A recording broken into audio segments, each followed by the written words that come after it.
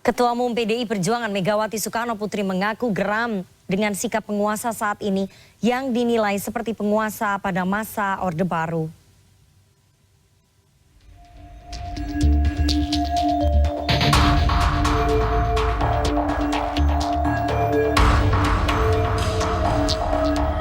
Kalian yang baru berkuasa itu mau bertindak seperti waktu zaman Orde Baru.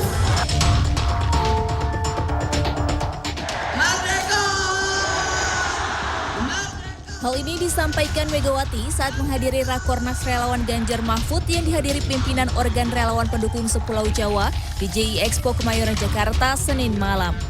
Selain geram karena menilai penguasa saat ini bertindak seperti zaman Orde Baru, Megawati juga kesal karena merasa tidak dihormati padahal ia merupakan mantan presiden.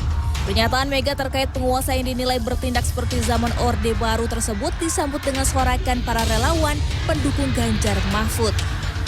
Kenapa Republik ini penuh dengan pengorbanan, tahu tidak?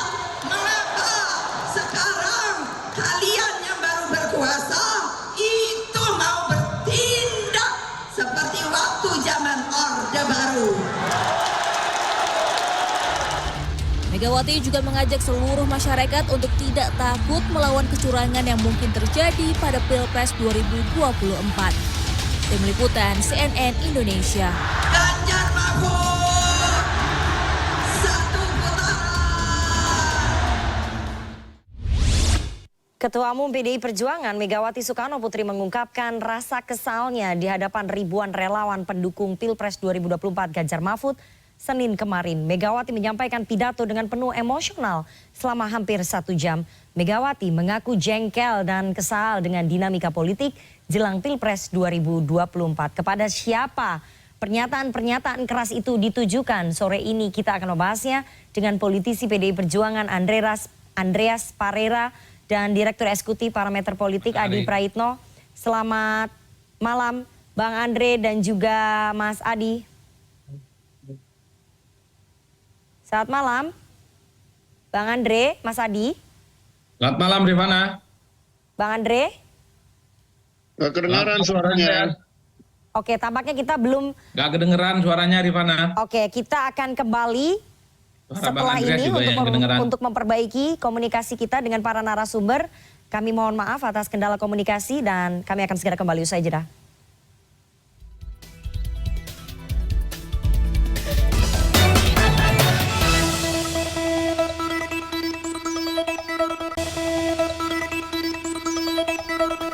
Terima kasih Anda masih bersama kami di CNN Indonesia Newsroom.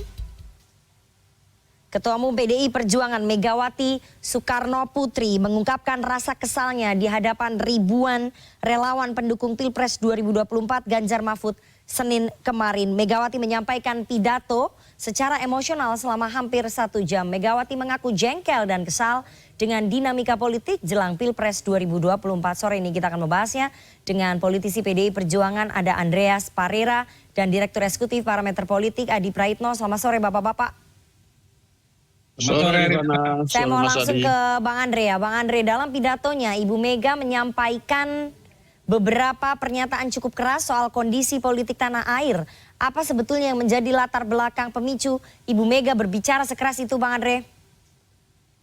Ya, Rifana, saya kira kita semua tahu gitu. Artinya proses pemilu yang sedang berjalan ini kan ya terutama dimulai dari momen terakhir di apa yang terjadi di MK, yang intervensi yang terjadi di MK kemudian menghasilkan keputusan MK yang juga menjadi banyak kontroversi. Kemudian ketua MK, ya mantan ketua MK itu kemudian dihukum dengan pelanggaran kode etik, dan juga yang terakhir akhir-akhir ini ya intervensi yang dilakukan oleh aparatur terhadap ya peserta pemilu. Dan di sini termasuk baik di PDI Perjuangan juga kami mengalami hal tersebut, baik apa yang terjadi dengan Mas Ganjar, juga apa yang terjadi di lingkaran di partai kami gitu. Dan intimidasi ini juga berlangsung juga terhadap beberapa figur yang dianggap tidak sejalan dengan ya pasangan kekuasaan sekarang, yang yang ada di dalam jajaran kekuasaan, yang itu yang kemudian menjadi pemicu Ibu Mega ya keras menyampaikan itu dengan menyampaikan bahwa ya kalian baru mulai berkuasa sudah mulai mempraktekkan kembali apa-apa yang pernah terjadi di dalam masa Orde Baru, dan itu ya republik ini kita bangun dengan penuh pengorbanan. Maksudnya di situ kan bagaimana reformasi ini dibangun dengan penuh pengorbanan. Nah, oleh karena itu jangan mengulangi lagi hal-hal yang pernah dilakukan di dalam pemerintahan otoriter Orde Baru gitu. Oke, baik. Nanti saya akan masuk lebih dalam ya. Kita akan kupas lebih dalam pidato-pidato, poin-poin penting dari pidatonya Ibu Mega. Tapi saya mau ke Mas Adi dulu. Mas Adi, secara keseluruhan, apakah kemudian Anda menilai pidato Ibu Megawati menggambarkan bahwa posisi PDI Perjuangan semakin jauh dengan rezimnya Pak Jokowi? Ya, saya kira 3 hal, Devana. Pertama, dari segi usia misalnya, kita lihat betapa pidato Megawati Soekarno Putri itu kan pasti ada sesuatu yang cukup serius. Suaranya lantang, berapi-api, dan saya kira memang cukup menggelegar yang disambut oleh begitu banyak relawan yang hadir. Berarti ada sesuatu yang tentunya dinilai serius ya. Karena tentu saja suara yang lantang untuk ukuran Mbak Mega yang menurut saya sudah 70 tahun, pasti ada sesuatu yang prinsip terjadi di negara ini dan mungkin juga terjadi pada PDIP. Yang pertama itu. Yang kedua, memang ini secara terbuka, kritik itu pasti ditujukan kepada Jokowi yang saat ini memang sebagai presiden dan mazhab politiknya itu sudah berbeda. Dan Jokowi pastinya mendukung Gibran yang berpasangan dengan Prabowo untuk berkontestasi di Pilpres 2024. Tapi yang ketiga, Rifana, ini sepertinya untuk memberikan semangat kepada kader-kader PDIP dan relawan Ganjar Mahfud untuk terus semangat, sekalipun ada intervensi katanya, sekalipun ada intimidasi katanya, bahwa ini adalah negara demokrasi di mana semua orang tak boleh diam dan tak boleh takut. Makanya mengada kepada siapapun untuk menjadikan demokrasi sebagai satu sikap politik di mana jangan ada yang golput untuk memilih calon yang menurut mereka akan membuat Indonesia jauh lebih baik. Sepertinya itu poinnya yang saya tangkap. Tapi kalau Anda lihat ini kan baru pertama ya Ibu Megawati menyindir keras soal pemerintahan begitu ya. Anda nggak melihat ya bahwa ini positioningnya semakin menunjukkan bahwa berjarak begitu ataupun sudah sangat berbeda dengan rezimnya Pak Jokowi. Anda nggak melihat begitu, Mas Adi? Ya, saya kira ini menjadi garis penebal bahwa PDIP, bahwa Megawati Soekarno Putri secara langsung menyatakan sikapnya yang saya kira memang cukup konfrontatif. Kalau dulu hanya sebatas menyinggung sejumlah kebijakan yang dinilai tidak demokratis, hanya menyinggung MK-MK, hanya menyinggung soal pelanggaran kode etik, misalnya soal bagaimana syarat capres dan copres. Tapi kemarin kita mendengar bahwa pernyataan Megawati itu jelas ditujukan kepada penguasa. Penguasa saat ini siapa? Jokowi, bukan yang lain. Ini yang saya sebut sebagai penebal bahwa memang PDIP, Jokowi dan Megawati sudah tak sejalan di 2024. Baik. Karena Mas Adi sudah masuk ke dalam situ, saya akan langsung ke Bang Andre. Bang Andre, ada beberapa poin menarik dalam pidatonya ya. Dalam pidatonya Bu Mega ini menyindir bahwa penguasa saat ini layaknya pemerintahan Orde Baru begitu. Bu Mega mengaku sudah tidak tahan lagi untuk tidak menyampaikan kritik tersebut. Bahkan Bu Mega mempertanyakan penguasa yang saat ini yaitu tadi bertindak seperti era Orde Baru. Ini ditujukan kepada siapa? Kepada rezimnya Pak Jokowi?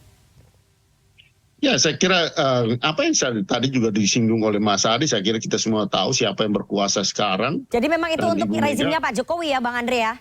Ya, Anda mengatakan itu dan saya kira itu tidak salah gitu. Oke, jadi Anda membenarkan bahwa itu memang ditujukan untuk rezimnya Pak Jokowi. Penguasa itu yang sekarang berkuasa dan yang mempunyai kekuasaan, kewenangan apa yang terjadi di Mahkamah Konstitusi misalnya, yang disampaikan juga oleh ketua MK-MK dengan intervensi yang dilakukan.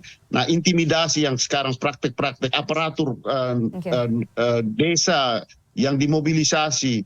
Nah, itu kan hanya mungkin terjadi kalau ada kekuasaan otoritas yang kemudian mengerahkan proses-proses itu terjadi, dan sekarang sedang diperiksa di Bawaslu. Saya kira semua ini kan ada intimidasi yang terjadi. Nah, tidak mungkin ini terjadi secara sporadis gitu. Tetapi sudah mengarah pada tindakan-tindakan yang secara terstruktur, dan itu hanya mungkin terjadi kalau ada kekuasaan yang memobilisasi itu, yang menggerakkan itu gitu. Nah, oleh karena itu saya kira di sini kalau Ibu Mega melakukan kritik yang keras terhadap praktik-praktik yang beliau sampaikan juga secara terbuka, bahwa praktik-praktik seperti ini kan pernah terjadi di zaman Orde Baru, dan Ibu Mega adalah orang yang pernah mengalami proses-proses itu gitu.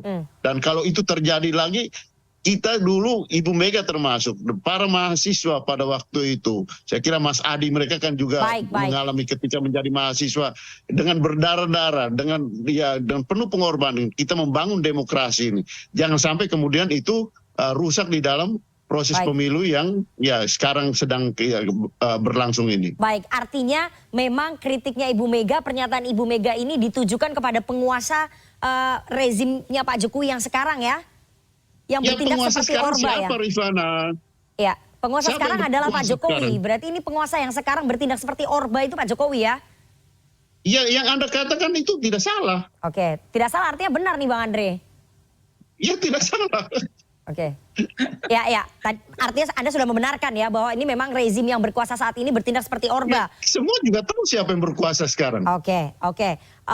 Bang Andre, ini dalam pidatonya selain menyindir soal penguasa yang bertindak seperti Orba, Bu Mega juga menantang intimidasi di Pilpres bahwa ada kelompok-kelompok yang mau melakukan kekuatan kekerasan kepada rakyat Indonesia. Terus terang, hadapi saya. Itu pernyataannya Ibu Mega.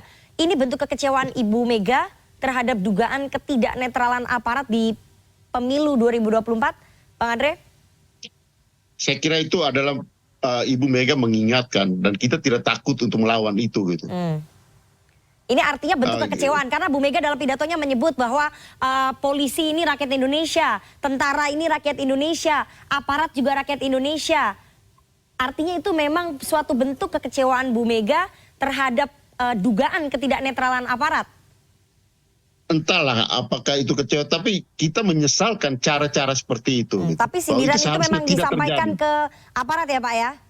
Ke Bang? Ya, kan itu kan semua, siapa yang bisa melakukan itu kalau bukan aparat yang terstruktur. Dan itu kan kita semua tahu gitu. Yang terjadi, yang datang ke kantor-kantor kami gitu. Terakhir di Jawa Barat pun kami mendengar laporan dan mereka sudah memberikan laporan itu secara tertulis, karena yang mengaku itu yang datang itu adalah aparat dari pihak kepolisian. Dan itu terjadi. Ini bukan suatu cerita-cerita yang sifatnya ilusif, tapi ini fakta-fakta yang terjadi, dan ya kami memperoleh laporan-laporan seperti itu, Rifana. Oke, baik. Karena tadi Bang Andre sudah menyebut soal perlawanan, Mas Adi, saya ingin Anda menganalisa dalam pidatonya itu, terutama pernyataan yang menantang soal pelaku kekerasan ya. Apakah memang Ibu Mega menyiratkan siap untuk melakukan perlawanan secara politik dan mengambil sikap yang tegas begitu? Ini memang sikap perlawanan Anda lihat? Saya kira memang pidato Megawati itu jelas ya, menyiratkan satu statement politik yang cukup konfrontatif bahwa secara politik Mega pasti akan memenangkan pasangan Ganjar dan Mahfud. Maka meminta kepada relawan politik yang hadir di situ ya, kemudian untuk memenangkan Ganjar, kan itu yang kemudian bisa kita tangkap. Termasuk misalnya ketika ada pernyataan lawan semua bentuk kekerasan, intimidasi dan seterusnya, itu kan sekaligus sebagai bentuk menegas konsekuensi politik pertarungan menuju 2024, apapun itu yang terjadi, kalau ada intimidasi, kalau ada kekerasan, Megawati kan ingin bilang kepada kader-kader dan relawan, jangan pernah takut, lawan dan merdeka dan menang. Ini adalah satu statement politik yang menurut saya cukup keras ya, karena banyak laporan ke internal PDIP dan tim pemenangannya Pak Ganjar Mahfud, bahwa ada upaya-upaya misalnya untuk mempersulit gerak langkah mereka yang terindikasi ya sebagai upaya ini seperti gerakan-gerakan yang dilakukan oleh seperti Orde Baru. Itu kan narasi politik yang dibangun dalam pidato Megawati Soekarno Putri yang kira ingin memprovok sekaligus untuk mengonsolidasi bagaimana mesin politik pemenangan Ganjar dan Pak Mahfud ini, kemudian dia panas mesinnya, kemudian dia bergerak secara masif tentu untuk memenangkan pertarungan. Tentu kalau betul ada gangguan-gangguan di tengah jalan, maka jangan pernah mundur, harus tegak lurus dan lantang. Makanya kemudian ada istilah merdeka dan menang yang selalu diulang-ulang oleh Megawati. Saya melihat dari jauh kan pidatonya luar biasa, Nana. Kenapa? Ini untuk ukuran politisi yang cukup senior, pastinya ada sesuatu yang dinilai serius, dan tentu saja ini dianggap sebagai sebuah ancaman, entah itu bagi demokrasi atau ancaman bagi PDIP. Baik. Bang Andre ya, dalam pidatonya Ibu Mega juga mengingatkan bahwa pada dasarnya reformasi adalah untuk membatasi kekuasaan sebagai sebuah amandemen begitu ya. Aturan tersebut mestinya cukup diikuti dan tidak boleh dilanggar. Apakah kemudian ini berkaitan dengan pencalonannya Mas Gibran? Karena tadi ada aturan yang dilanggar, ada perundangan yang dilanggar. Ini memang mengacu ya ke pencalonannya Mas Gibran Raka Buming Raka? Iya, saya kira itu udah jelas sekali gitu. Ada upaya mulai dari apa? Jadi pidatonya ini untuk terkait pencalonan Gibran, Bang Andre? Saya kira Ada dari awal peraturan kan yang dilanggar ini, perundangan yang dilanggar itu maksudnya apa? Pencalonan Gibran? Rifana, itu kan mulai dari upaya untuk ya memperpanjang menjadi 3 periode, upaya untuk memperpanjang masa jabatan, terakhir dengan apa yang terjadi di Mahkamah Konstitusi. Nah, saya kira semuanya tuh terang benderang dan terjadi di depan mata kita gitu, di depan mata publik gitu. Dan proses itu terjadi bertentangan dengan prinsip demokrasi yang kita bangun melalui proses reformasi, terutama untuk membatasi kekuasaan. Yang kemudian itu dituangkan di dalam Undang-Undang Dasar kita bahwa pemerintahan itu presiden itu hanya boleh 2 kali gitu. Dan itu tertera di dalam konstitusi. Baik. Kemudian juga yang berkaitan dengan masa perundangan yang dilanggar, usia, peraturan perundang-undangan yang berkaitan dengan usia 40 tahun itu. Nah, itu pun kemudian dimanipulasi sedemikian rupa sehingga kemudian hasilnya seperti yang kita lihat sekarang gitu. Dengan penuh kontroversi keputusan itu dibuat gitu ya. Kemudian melahirkan korbannya adalah ketua Mahkamah Konstitusi dihukum dengan pelanggaran kode etik gitu. Dan itu adalah pamannya Gibran. Ya, jadi memang soal peraturan perundangan yang dilanggar itu memang terkait dengan pencalonannya Gibran ya, Bang Andre ya? Ya, saya kira semua sudah tahu itu. Oke. Semua itu terjadi. Baik. Saya mau ke Mas Adi. Mas Adi, kalau kita lihat ya selama 1 jam pidato yang sangat emosional ini, seberapa efektif sebetulnya pidato Ibu Mega ini mampu membuat relawan PDI Perjuangan untuk turun ke lapangan di tengah tadi menurut klaimnya Bang Andre ada dugaan ataupun intimidasi dari ketidaknetralan aparat. Seberapa efektif sebetulnya? Atau justru ini permainan ataupun narasi playing victim? Kalau bicara tentang playing victim, saya kira semua orang bisa menangkap dan bisa melakukan itu. Tapi terlepas apapun motif yang disampaikan oleh Megawati melalui pidato politiknya yang secara terbuka, bagi saya pesan politiknya sederhana. Ini untuk mengonsolidasi semua kekuatan politik ya untuk memenangkan PDIP dan memenangkan Ganjar Pranowo dan Mahfud. Makanya satu-satunya cara yaitu membangun satu narasi politik bahwa perjuangan menuju 2024 itu nggak mudah. Misalnya PDIP dan jagoan mereka Ganjar Mahfud dalam banyak hal diintervensi dan kemudian dalam tanda kutip juga diganggu oleh oknum-oknum tertentu yang tentu saja ingin menghambat kemenangan mereka. Kan itu yang disampaikan. Makanya Megawati kalau tidak salah dalam penggalan kalimatnya, apakah Anda takut? Kita harus lawan dan berani, merdeka dan menang. Itu kan pernyataan-pernyataan yang saya kira untuk memberikan status stimulus. Ketika pilihan politik sudah diputuskan untuk mendukung Ganjar dan Mahfud, apapun yang ada di depan mata, entah itu gangguan, entah itu intervensi dan seterusnya itu Megawati ingin menegaskan kader-kader PDIP, relawan dan tim seluruh pemenangannya jangan pernah mundur untuk melakukan itu semua. Tinggal diuji. Apakah pernyataan Megawati yang dalam 1 jam disampaikan secara vulgar itu akan memberikan satu resultante semangat yang berlipat ganda pada seluruh kader PDIP dan relawannya untuk memenangkan Pilpres. Oke, Mas Adi, singkat ya. Kalau Anda lihat, tapi kita harus mengujinya secara data statistik. Tapi kalau Anda lihat, apakah pidato emosional Bu Mega yang selama 1 jam ini nanti responnya di publik akan seperti apa? Positif atau negatif untuk membantu elektoral pemenangannya Ganjar? Kalau membaca kecenderungan pembicaraan publik ya ada yang terbelah, ada yang mengapresiasi gitu ya untuk sekelas Megawati yang sudah cukup senior tapi mengorbankan perjuangan dan pelawaran itu diapresiasi. Tapi pada saat yang bersamaan juga orang mengatakan bahwa yang berkuasa kan juga PDIP sebagai partai pemenang pemilu. Sekalipun ada yang mencoba untuk memoderasi bahwa PDIP bagian dari kekuasaan ada menterinya di situ itu tidak bisa dibantah. Tapi kalau bicara tentang kekuasaan per hari ini itu hanya mengacu kepada presiden, Ya. dan presiden saat ini adalah orang yang berseberangan secara politik dengan PDIP dan berseberangan secara politik dengan Baik. Megawati Soekarno Putri. Baik. Jadi tujuan dari pidato itu jelas kepada Presiden Jokowi, bukan kepada yang lainnya. Oke. Ini kick off pemilu 2024, Nana, Ini yang kick kelihatan mulai kelihatan mendidik. Ya, kick off di H-1 sebelum masa kampanye ya, sudah dimulai dengan pernyataan vulgar kalau menurut Mas Adi tadi. Pernyataan vulgar dari Ketua Umum PDI Perjuangan Megawati Soekarno Putri. Seberapa efektif itu bisa membantu elektoral pemenangan PDI Perjuangan dan juga Ganjar Mahfud, nanti kita akan uji dalam data statistik. Tapi menarik sekali tadi penjelasannya bahwa memang pidato-pidato keras itu ditujukan kepada penguasa saat ini, yakni rezimnya Presiden Joko Widodo. Terima kasih kepada dua orang narasumber yang sudah bergabung pada sore hari ini. Ada politisi PDI Perjuangan Bang Andreas Parera dan juga Direktur Eksekutif Parameter Politik Adi Praitno. Sehat selalu Bapak-Bapak. Oke.